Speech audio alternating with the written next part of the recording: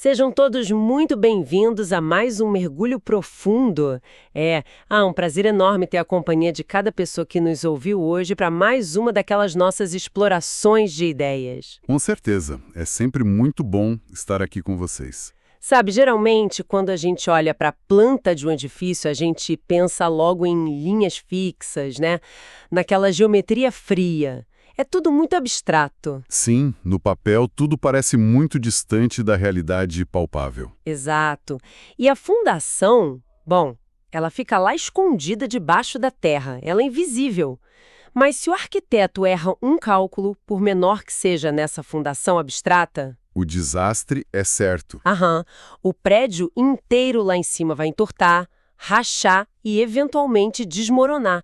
As pessoas que moram na cobertura sentem o impacto físico e direto de uma matemática que elas nunca viram. Essa é uma ótima imagem para a gente começar. O invisível ditando o peso da realidade visível, sabe? A fundação sustenta o prédio e as ideias, bom, elas sustentam as sociedades. Exatamente por aí. E o nosso objetivo hoje é investigar as estruturas do pensamento humano. A promessa deste mergulho profundo é desvendar como conceitos altíssimos, abstratos e muito antigos não ficaram presos em bibliotecas empoeiradas. Especialmente a forma como a humanidade escolheu enxergar a ideia de Deus ao longo dos séculos. Isso. Essas ideias teológicas foram a fundação que moldou diretamente o formato dos governos reais, justificou tiranias sangrentas e, por fim, nos empurrou para a crise climática que a gente enfrenta agora. Hoje, as nossas fontes vêm do artigo acadêmico Teologia Política Ecológica de Jürgen Moltmann, escrito por Eliseu Lucas Alves de Oliveira. Um material denso e fascinante. Demais. E a nossa missão hoje é entender como a teologia saiu da esfera íntima, né, para o debate público, lutando contra sistemas de opressão e acabando por abraçar a defesa do meio ambiente. Mas antes da gente começar a descer até essa fundação, a gente precisa fazer um aviso de imparcialidade fundamental para quem nos escuta hoje. Claro, muito importante. O texto que guia a nossa investigação lida com cruzamentos que são extremamente sensíveis. A gente vai falar de política, de regimes autoritários, religião. O objetivo da nossa análise não é defender a visão de governos, promover dogmas ou endossar ideologias políticas, tá? A nossa meta é estritamente analítica. Nós queremos entender como o teólogo Jürgen Moltmann enxerga a intersecção entre fé, poder e natureza. Certo, vamos desempacotar isso. Vamos lá. A história não começa num campo florido ou com uma epifania tranquila. Ela começa com um choque de realidade brutal na Europa pós-Segunda Guerra. Nos anos 60. Isso. E para entender o Moltmann e esse movimento que ficou conhecido como a nova teologia política lá nos anos 60, a gente precisa olhar para o papel da religião antes disso. E olha, honestamente, parece que a teologia antiga operava como um clube privado super exclusivo. É uma boa definição. Sabe aquelas portas de carvalho maciças?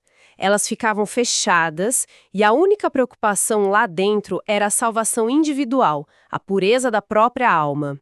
O mundo do lado de fora podia estar derretendo, mas a regra não dita era tipo... A fé privada não se mete na praça pública. Exatamente. A fé no armário. Mas esse isolamento não aconteceu do nada, sabe? Foi o resultado de séculos de pressão intelectual. O iluminismo, por exemplo, exigiu uma separação estrita entre a razão pública e a fé. Empurrando a religião para o cantinho dela. Isso. E depois vieram as críticas do marxismo, que argumentavam que a religião era só uma ferramenta ideológica para manter as classes dominantes no poder. A resposta das instituições religiosas foi, recuar ainda mais para dentro do indivíduo. A teologia virou um exercício de angústia existencial desconectada da vida social. Mas então acontece o indizível, né? O horror de Auschwitz. Sim. E a constatação terrível de que grande parte das instituições religiosas na Alemanha fechou os olhos ou até colaborou com a ditadura de Hitler. O clube privado falhou miseravelmente em proteger a humanidade. E esse foi o trauma que quebrou as portas de Carvalho. Figuras como Johann Baptist Metz e o próprio Jürgen Moltmann perceberam que uma fé que ignora a dor da sociedade diante do totalitarismo perde absolutamente qualquer razão de existir. Nossa, uma ruptura total. Total, a teologia precisava sair do esconderijo e exigir responsabilidade política. Ela precisava se tornar escatológica. Escatológica? E vale explicar esse termo aqui, né? A escatologia não é só o estudo do fim do mundo, como muita gente pensa. É a ideia de que o futuro prometido de justiça deve puxar o presente para frente. A esperança não é uma espera passiva. Ela é uma força de transformação do agora. Mas, olha, eu tenho que fazer o papel de advogada do diabo aqui. Manda. Falar de esperança como força motriz na década de 60, logo depois de 2 guerras mundiais, campos de concentração, bomba atômica... Parece ingenuidade, né? Parece uma ofensa. Como é que o Moltmann consegue falar de esperança sem parecer agressivamente ingênuo diante dos banhos de sangue do século XX? É uma objeção perfeitamente válida. E o que é fascinante aqui é que Moltmann concorda com o pessimismo em relação ao ser humano. Ele não constrói uma esperança baseada no progresso tecnológico ou na bondade da política. Ah, entendi. O século XX enterrou a ilusão de que a história marcha naturalmente para a perfeição. A esperança para ele é uma ponte construída especificamente sobre os abismos da destruição. E o que sustenta essa ponte? A ressurreição de Cristo. A esperança só é autêntica para ele porque ela olha a morte de frente. Ela não ignora o trauma. Ela é a resposta de rebelião contra a aceitação do sofrimento injusto. Caramba, faz sentido. Então a teologia sai do clube privado, vai para a praça pública com essa esperança rebelde, mas logo esbarra num problema sério. Ela descobre que a arquitetura política da sociedade já está envenenada pela própria religião. E aqui a gente traz o cientista político Carl Schmitt. Ah, o Carl Schmitt. Década de 20. Isso. A tese dele é muito perturbadora. Ele argumentou que todos os conceitos mais importantes da teoria do Estado moderno são, na verdade, conceitos teológicos secularizados. O que isso significa na prática para quem está ouvindo a gente? Significa que a justificativa para um Estado ter poder absoluto sobre os cidadãos foi copiada da forma como a religião imaginava o poder de Deus. Um Deus, um imperador. Exato. A equação é terrível, mas ela funciona muito bem politicamente. Se existe um Deus único no céu, um monarca absoluto, indivisível, impassível, que governa o universo de cima para baixo... A sociedade tem que espelhar esse padrão. Isso mesmo. Deve haver um monarca único, ou um ditador, um Estado único. O totalitarismo encontrou sua justificativa perfeita numa teologia monoteísta abstrata. Quem questiona o ditador, questiona a ordem cósmica de Deus. Mas espera aí, tem um furo enorme nisso. Se estamos falando da tradição cristã ocidental, qualquer cartilha básica fala da Trindade, né? Sim, Pai, Filho e Espírito Santo. Isso é uma comunidade, uma pluralidade na própria essência do divino. Como é que essa ideia de um Deus solitário e monarca conseguiu apagar a Trindade e tomar conta da política europeia? Olha, essa é a grande denúncia que o Moltmann faz contra a própria tradição dele. A filosofia sobrepôs a Bíblia por conveniência política e intelectual. Como assim? Influenciado pela lógica de Aristóteles, que buscava um motor imóvel único, o Aquino dividiu o estudo de Deus. Ele começou a análise pelo Deus uno, focando no poder, na essência e na unidade. E só depois, quase como um tópico secundário... Ele falou do Deus Trino? Isso. Essa estrutura moldou a percepção do Ocidente. A unidade do poder virou a essência de Deus e a pluralidade virou um mero detalhe técnico. Nossa, isso deve ter facilitado muito a vida dos reis. E a filosofia moderna ajudou a piorar esse cenário. Muito. Chegando em Immanuel Kant, no Iluminismo, a coisa fica ainda mais reducionista. Para ele, o conceito de Deus servia só como um garantidor da lei moral universal. Ah, tipo um vigia cósmico? Basicamente. Se Deus tem 3 pessoas ou 10, para Kant, não fazia diferença prática. O importante era a ideia de um legislador supremo mantendo as pessoas na linha. A Trindade foi silenciada porque a pluralidade é muito confusa para quem quer desenhar hierarquias absolutas. Linhas retas comandam, né? Exato. E aqui é onde a coisa fica realmente interessante. A solução do Moltmann é brilhante. Ele simplesmente inverte o ponto de partida clássico. Em vez de começar pela unidade e tentar espremir a pluralidade depois, ele diz, bom, não, vamos começar do fato de que o divino é, antes de tudo, uma relação. A essência não é a solidão do poder, A essência é a comunidade. E o impacto político de mudar esse ponto de partida é colossal, porque se o modelo original do universo é uma relação dinâmica e igualitária, então o modelo para a sociedade humana não pode ser uma pirâmide de dominação. Faz todo sentido, a teologia passa a ser lida como liberdade. Sim, ela passa a exigir uma comunidade sem prepotência, sem tiranos e sem servidão. Para visualizar isso de um jeito mais prático, é como se a gente imaginasse um organograma de uma empresa gigante que nunca teve um CEO no topo. Em vez de uma pirâmide, o poder máximo dessa empresa é uma mesa redonda constante. Se um gerente tentar criar uma hierarquia opressiva e se declarar o chefe supremo... Ele está quebrando a regra número 1 da fundação da empresa. Exatamente. Ele quebra a regra da própria existência do lugar. É isso que Moltmann faz com o totalitarismo. Ele tira o chão teológico que sustentava o ditador. Uma analogia excelente. E o golpe final dele contra esse modelo totalitário é a ideia do Deus crucificado. Moltmann não olha para a cruz só como um evento espiritual de perdão. Para ele, é o maior evento político de antipoder imaginável. Porque subverte completamente a ideia que a gente tem de majestade e vitória, né? Perfeitamente.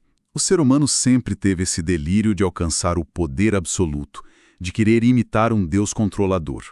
Mas ele aponta que a revelação cristã não mostra Deus usando coroa de ouro ou liderando um exército imperial. O divino está num Cristo impotente, sofrendo tortura e morte injusta nas mãos de um Estado todo-poderoso. Pensa na implicação disso. Se a suprema autoridade do universo se identifica com o oprimido, com o cara que é esmagado pelo sistema... Então qualquer líder humano que oprime os outros está agindo contra Deus. Mais do que isso, ele está, na verdade, crucificando Deus de novo. A realeza sai do trono e vai para a face dos que sofrem. O Espírito Santo deixa de ser visto como uma força mística de domínio para virar uma energia de vida partilhada. É de arrepiar, isso quebra aquele espelho mágico do Carl Schmitt em 1000 pedaços. Se o Deus monarca justifica o ditador, o Deus crucificado desmascara o ditador e chama ele de assassino. Mas a história dá uma guinada temporal nos anos 70. Dá. O contexto global muda drasticamente. Chegamos em 1972. Com aquele famoso relatório do Clube de Roma sobre os limites do crescimento. O alerta de que os recursos naturais estavam acabando. Pois é. Moltmann e a nova teologia política perceberam uma falha enorme no próprio movimento deles. Não adianta nada libertar o ser humano da opressão política se o palco onde tudo isso acontece... O planeta Terra. Exato. Se o planeta Terra for destruído. É a virada ecológica. E faz todo sentido lógico se você pensar bem. Se a gente está desconstruindo a hierarquia de humanos sobre humanos, o próximo passo, óbvio, é questionar a supremacia do humano sobre o resto da natureza. Porque nesse tribunal moderno da crise climática, o cristianismo ocidental foi parar no banco dos réus, né? Foi duramente acusado e com razão em muitos aspectos. Os críticos apontaram que a crise ecológica tem raízes profundas numa visão antropocêntrica que foi alimentada por más interpretações teológicas. Aquela ideia do Gênesis, né? Do mandato para dominar. Isso, de subjugar e extrair até a última gota da terra. A crença bizarra de que nós somos a coroa da criação, o centro do universo e que o mundo natural é só um cenário descartável que está aí para servir a gente. Confesso que quando eu li a resposta do Moltmann sobre isso nas fontes, eu fiquei muito surpresa. Eu esperava uma defesa falando sobre o valor dos animais, dos ecossistemas, mas ele vai direto nas tradições judaico-cristãs e solta um enigma. Ele diz que a coroa da criação não é o ser humano, mas também não é a natureza física. Ele diz que a coroa da criação é o sábado. Isso me deu um nó. Como assim, um dia da semana? Uma unidade abstrata de tempo é mais importante que as pessoas e os animais no plano do universo? Entender o sábado aqui exige que a gente saia dessa nossa mentalidade moderna de que sábado é só o final de semana para ir no shopping, descansar para o trabalho na segunda. Ah, entendi. Não é a folguinha comercial. Não. Nas traduções antigas, o sábado, o descanso sabático, ele é o clímax de toda a existência. Ele não é uma pausa na produtividade, ele é o objetivo final da produtividade. A linha de chegada. Exatamente. O argumento teológico é que o mundo não foi criado para ser uma fábrica infinita de exploração humana. O mundo foi feito para culminar num estado de paz, de contemplação e de comunhão entre todas as criaturas e o divino. O sábado é a glória de Deus, é o ecossistema espiritual e material em perfeito equilíbrio. Caramba!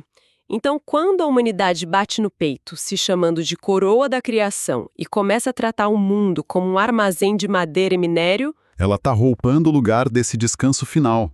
Ela transforma a criação numa máquina de exaustão permanente. uau! A modernidade secularizou a natureza só para poder explorar tudo sem sentir culpa, né? Se conectarmos isso com o quadro geral, foi exatamente isso. Durante o Iluminismo e a Revolução Industrial, a gente criou uma barreira intransponível entre o Criador e a criação. Separou as coisas. A natureza virou mera matéria inerte, uma máquina gigante funcionando por leis cegas. Enquanto isso, Deus foi isolado lá longe, no céu. E pensa comigo se não tem nada de sagrado na árvore, no rio ou no solo. Não tem problema nenhum moral em devastar tudo para dar lucro. Exatamente.